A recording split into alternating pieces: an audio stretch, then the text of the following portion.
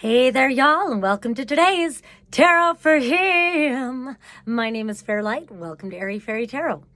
All right, y'all. Today, I hate when it's hard messages, but whatever, it just seems that there is an acute, it's like a feeling of being acutely, that's the word they want to use, acutely aware of burdens, feelings of desolation, and feeling uninspired and disconnected. And that's some hard energies. And so we start with this card. She's kind of by herself. And it just feels like, I'm glad that the illumination is coming, but it just looks like she's been sitting in the dark for a while. And I get the sense, because the way her heart is illuminated, that she's finally realized that the way out is through. and to get through, you kind of got to go within, which is a lot of metaphor, but overall, I think it's a really good message as we get into other cards. There's just something about wanting to sit with this and recognizing where you're at, recognizing the feeling of desolation. So then we've got the Ace of Fire reversed, and we've got the Seven of Earth reversed too. And really, I've noticed how much this card has been coming out lately, and also this card. And this feels more solution oriented, this one does, in this reading. But you notice both of them, there's a big emphasis on the chakras. And so this one being more earth and this one being water. But so this is like feeling ungrounded. And then with the Ace of Fire reverse, it's like not feeling inspired, not seeing any manifestations. So I just want to keep in mind aligning your chakras, doing some work on yourself to get energy moved.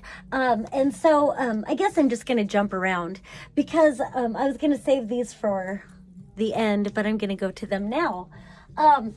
There's something about this healing guy and this lady that looks like upright. It looks like she is all in her sexy passion and she is manifesting exactly what she wants.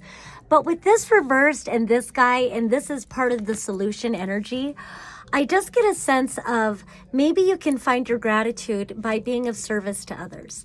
And, that can come in so many ways. Like I have a friend that goes and volunteers at the soup kitchen.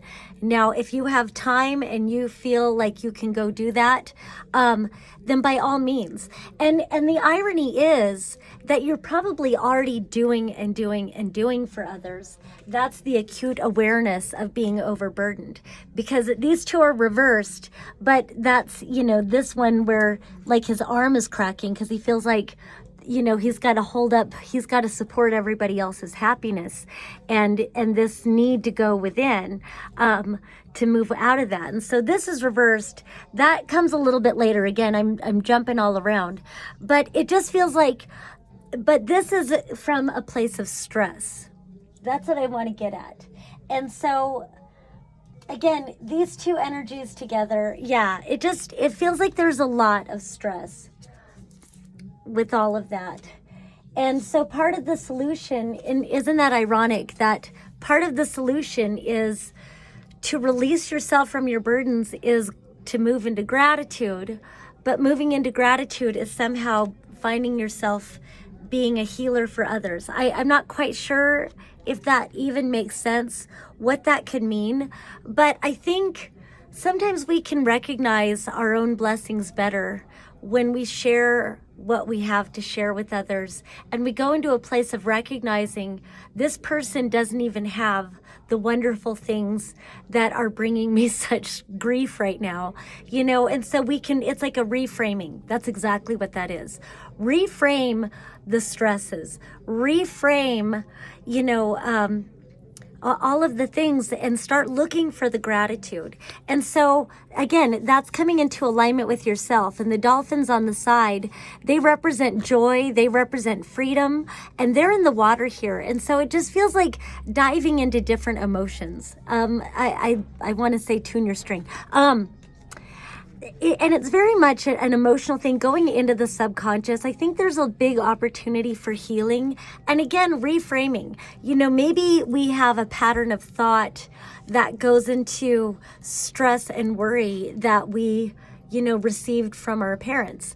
And just like looking at bills, I love Louise Hay. She's been coming up a lot for me lately and for my best friend and whatever. And I just love Louise Hay. And she says, when you get your bills, bless your bills, kiss them. And if you're paperless, that's very good, but kiss your phone. No. But bless your bills, because that is the universe affirming your abundance. If you have this bill, the universe believes that you are flowing enough abundance to pay for a better life for yourself and maybe your loved ones. And so again, it's a reframing about the stresses and helping yourself get grounded again. And I think that when you just take time for yourself, and I don't know, this act of generosity, what I want to say is go to nature and show acts of generosity to yourself by recalibrating yourself, getting into nature, reconnecting. And that's very much what this card could be saying. But I do also feel that there's some sort of altruism that's being called for, because I don't know why, but just in this reading, I just feel like this girl here and this guy here, it feels like she's coming from a selfish place. And sometimes we don't recognize that we're being selfish or self-absorbed, especially if we're stressed out about things. Like, how is that even fucking selfish? I'm just trying to get everything done, and we get defensive. But it's like maybe just reframing, what am I creating for? Am I doing this for the egoic validation? Am I doing this for la da da da da? Or, maybe find the higher purpose. And so again, there's something, even in giving, $5 to a person with a sign on the street, that if you have $5 to give, or fuck a bag of peanuts, just something, just give something from your heart and really appreciate that in that moment, appreciate that you are so wealthy compared to so many others in this world. That's really what it feels like, because then, you see that she's breaking free of these bonds, and it is reversed to this, but I'm just going to take it that in this, there's some sort of an alchemy that brings you into a greater appreciation, and then you can connect again with what's truly inside of you, and you can free yourself from these blockages. You can get the flow back into your life when you move into the state of gratitude and love and appreciation. And then, so finally, with these two cards reversed, then we've got this Two of Fire.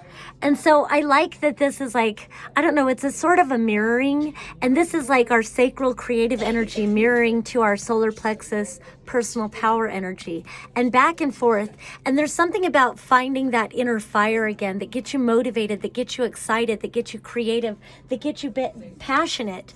And so then I feel like when you allow that, then you feel abundant again. Then you get grounded again. Then you get inspired again. Then you're passionate again.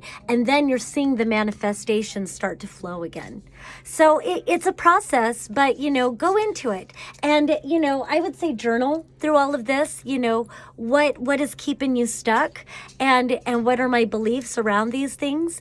And then just work with the energy to get yourself unstuck and recognize that you deserve all beautiful things and you are abundant in all that you do.